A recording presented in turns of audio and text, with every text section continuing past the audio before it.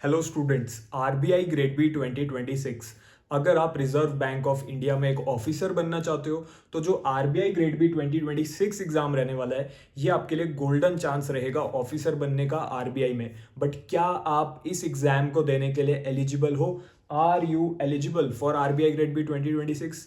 तो बहुत से बच्चों के मैसेजेस मुझे आ रहे हैं कि सर हमारी एजुकेशनल क्वालिफिकेशन ये है, हमारी परसेंटेज ये है, एंड हम जानना चाहते हैं कि whether we will be able to sit for the exam और नॉट। हमारी एज लिमिट किस डेट्स के बीच में होनी चाहिए ताकि हम एलिजिबल हो जाएं। एंड उसी के साथ कुछ बच्चे पूछ रहे हैं कि सर एक्सपेक्टेड डेट क्या है, एग्जाम होने में अभी कितना टाइम बचा हुआ है, नोटिफिकेशन कब एक्सपेक्टेड है। तो ये सारे डाउट्स आज की वीडियो में हम लोग एलिजिबिलिटी पहले देखेंगे एंड उसके बाद देखेंगे एक्सपेक्टेड डेट्स क्या हैं नोटिफिकेशन की और आपके एग्जाम की।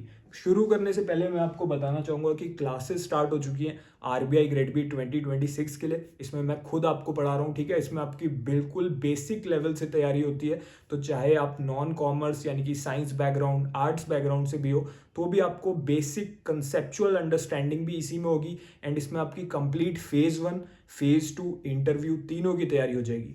तो यहाँ पर जो लोग आपको पढ़ा रहे हैं वो खुद सेलेक्टेड पीपल है, वो वही लोग हैं जो खुद सिलेक्शन ले चुके हैं। इसमें आपको बेसिक से एडवांस वीडियो क्लासेस मिलती हैं बाय एक्स मैनेजर्स। 1-on-1 आपको पर्सनल गाइडेंस मिलती है, यानी कि जो भी आपके डाउट्स हैं वो मैं खुद पर्सनली क्लियर करूंगा। आपके और मेरे 1-on-1 जूम ऐप पे वीडियो सेशंस होंगे। मैं आपको पर्सनली गाइड करूंगा ताकि आप अपनी जॉब के साथ साथ या फिर अगर आप अपने कॉलेज के साथ साथ प्रिपरेशन कर रहे हो तो क्या शेड्यूल बनाना चाहिए आपको जो आपकी स्ट्रेंथ्स और आपकी वीकनेसेस के अकॉर्डिंग हो, ताकि आपकी वीकनेस भी इंप्रूव हो। तो आपको प्रॉपर शेड्यूल भी मैं 1-on-1 गाइडेंस में दे दूंगा, ओके। एंड इसके अलावा आपका कंप्लीट सिलेबस यहाँ पे कवर कराया जाएगा। स्टडी नोट्स, प्रैक्टिस मटेरियल भी इंक्लूडेड है। डाउट्स भी इसी में आपके क्लियर होंगे। आरबीआई ग्रेड बी 2026 के लिए इस कोर्स से बाहर और कुछ भी पढ़ने की आपको रिक्वायरमेंट नहीं है। कंप्लीट प्रिपरेशन आपकी इसी कोर्स के थ्रू हो जाएगी। तो इसको जो ज्वाइन करने का लिंक है वो इस वीडियो के डिस्क्रिप्शन में गिवन है, यहाँ से जाके आप इसको ज्वाइन कर सकते हो। हाँ, इस कोर्स के 2 वर्जन्स हैं, मैं आपको बताना चाहूँगा। कुछ स्टूडेंट्स को डाउट रहता है कि क्या डिफरेंस है दोनों वर्जन्स के बीच में। तो जो स्टैंडर्ड वर्जन है ये कम्प्लीटली ऑनलाइन है, ठीक है। इसमें सारा कंटेंट आपके फ़ोन एंड लैपटॉप दोनों में वर्क करेगा। एंड जो दूसरा वर्जन है इसमें ऑनलाइन कोर्स सेम है बट साथ में आपको हार्ड कॉपी बुक्स भी मिल जाते हैं।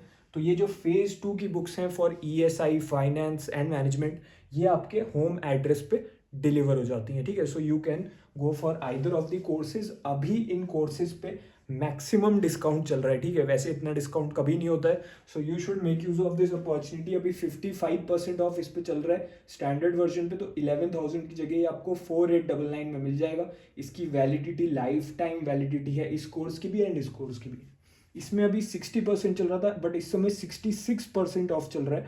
25,000 की जगह आपको सिर्फ 8499 में लाइफ टाइम वैलिडिटी के लिए मिल जाएगा, ओके। सो या तो आप स्टैंडर्ड के साथ जा सकते हो, अगर आपको बुक्स भी चाहिए साथ में हार्ड कॉपी तो आप इसके साथ भी जा सकते हो।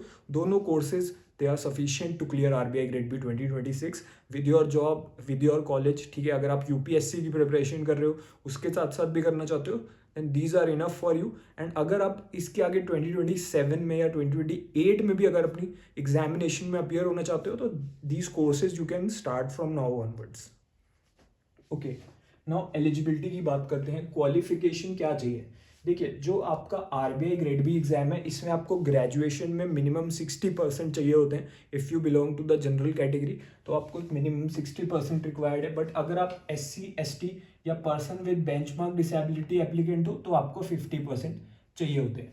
अब जिस स्टूडेंट ने ग्रेजुएशन के बाद पोस्ट ग्रेजुएशन भी कर रखा है उसके लिए थोड़ा सा रिलैक्सेशन हो जाता है। आपको 60% नहीं, आपको सिर्फ 55% मार्क्स चाहिए, ठीक है। तो जो पोस्ट ग्रेजुएट स्टूडेंट्स है दे नीड मिनिमम 55% एंड जो SC ST PWBD के एप्लीकेंट है उनको सिर्फ पास होना जरूरी है, they only need pass marks. बाकी जो आपकी अदर कैटेगरीज हैं जो यहाँ पे मेंशन नहीं है, जैसे कि OBC हो गया, EWS हो गया, उनके लिए same as the general category ही रहता है। 60% ग्रेजुएशन में, अगर ग्रेजुएशन करा है तो भी आप एलिजिबल हो, ठीक है। और जो स्टूडेंट अभी फाइनल ईयर में हैं वो लोग भी एलिजिबल रहने वाले हैं। नाउ नेक्स्ट जो क्वेश्चन आता है कि हमारी एज लिमिट क्या रहेगी, कौन सी एज तक हम एग्जाम दे सकते हैं, ठीक है। तो सबसे पहले तो मैं आपको क्लियर कर देता हूँ, 21 से 30 के बीच में आपकी एज होनी चाहिए if you belong to general category, ठीक है। तो 21 से 30 के बीच में। बट कौन सी डेट से कट ऑफ डेट क्या है, कब से काउंट होगी, तो जिस मंथ में आपका नोटिफिकेशन आएगा, ठीक है, उस मंथ की जो फर्स्ट डेट होती है, जैसे लेट से आपका नोटिफिकेशन जुलाई में आता है, तो फर्स्ट जुलाई को आपकी कट ऑफ डेट मानी जाएगी। तो यहाँ पर मैंने आपको कैसे दिया है, यहाँ पे मैंने born not later and not earlier में यहाँ पे XX लिख दिया है, ताकि जिस मंथ में आपका नोटिफिकेशन आएगा, आप उस मंथ में, लेट से आपका जुलाई मंथ में आएगा, तो आप 7 यहाँ पे लिख के 1 July 2005 not earlier than 2 July 1996। But जो ईयर्स रहेंगे वो यही रहेंगे, 2005 और 1996, बोथ डेज इंक्लूसिव, यानी कि ये डेट इंक्लूड होगी इसमें, ठीक है। तो ये आपका क्राइटेरिया है। इसके अलावा जो अदर कैटेगरी के स्टूडेंट हैं, यानी कि आप OBC वगैरह कैटेगरीज के हो, जनरल कैटेगरी के नहीं हो, तो आपको फिर ये अलग अलग रिलैक्सेशन है। OBC के लिए 3 ईयर्स का है, SC ST जो है वो 35 तक दे सकते हैं। बाकी जो पर्सन विद बेंचमार्क डिसेबिलिटी है, इनके लिए स्पेसिफिकली यहाँ पर दे रखा है। जो एक्स सर्विसमैन है उनको भी 5 ईयर्स का रिलैक्सेशन यहाँ पे मिल जाता है। So this is the age limit kind of thing. I hope आपको अब कुछ क्लैरिटी मिल गई होगी कि क्या एज लिमिट्स हैं, कौन से मंथ से काउंट होगा, ठीक है। तो वो भी यहाँ पर मैंने आपको बता दिया, जिस मंथ में नोटिफिकेशन आएगा उस मंथ की फर्स्ट डेट से, ओके। सो इसके बाद एक्सपेक्टेड डेट्स क्या है, तो देखो जो आपका नोटिफिकेशन है, इस बार नोटिफिकेशन पिछले ईयर के कंपैरिजन में थोड़ा जल्दी एक्सपेक्टेड है। तो आपका नोटिफिकेशन जून मंथ से जुलाई मंथ के बीच में आपको देखने को मिल सकता है। एक्सपेक्टेड है ये डेट। फेज 1 एग्जाम अगस्त 2026 में एक्सपेक्टेड है। एक बार आपका फेज 1 हो गया, उसके लगभग 30 डेज के अंदर अंदर, 30 से 40 डेज के बीच में आपका फेज 2 हो जाएगा। तो सितंबर से अक्टूबर में आपका फेज 2 एग्जामिनेशन एक्सपेक्टेड है, ठीक है। तो ये एक्सपेक्टेड डेट्स हैं। इसके अकॉर्डिंग अभी आपके पास रफली 7 to 8 months you have for preparation. क्या आज से प्रिपरेशन 0 से स्टार्ट करके पॉसिबल है सिलेक्शन लेना? अगर आप ये सोच रहे हो, I am telling you yes it is possible, but आपको आज से ही अपनी तैयारी शुरू करनी पड़ेगी। This is the right time to start preparing, okay. तो मैंने आपको बेस्ट बैच भी बता दिया है। इसमें मैं दोनों बैचेस में मैं आपको पर्सनली गाइड करता हुआ चल रहा हूँ, तो आप पर्सनल गाइडेंस मुझसे ले सकते हो। अगर अभी भी कोई डाउट है आपको इन कोर्सेज से रिलेटेड या फिर प्रिपरेशन से रिलेटेड, तो आप मुझे मैसेज भी कर सकते हो मेरे व्हाट्सएप पे। ये मेरा व्हाट्सएप नंबर है, इस पर आप अपनी डिटेल्ड क्वेरी टाइप करके मुझे सेंड कर दीजिए। I will read it and I will get back to you, I will instantly reply to you. But you should start your preparation from today if you are serious about selection. So all the best. I hope आपको आज कुछ नया सीखने को मिला होगा। इस video को लाइक कर दीजिए एंड इसको शेयर कीजिए अपने सारे फ्रेंड्स के साथ जो RBI ग्रेड बी एग्जाम को क्लियर करना चाहते हैं। All the best.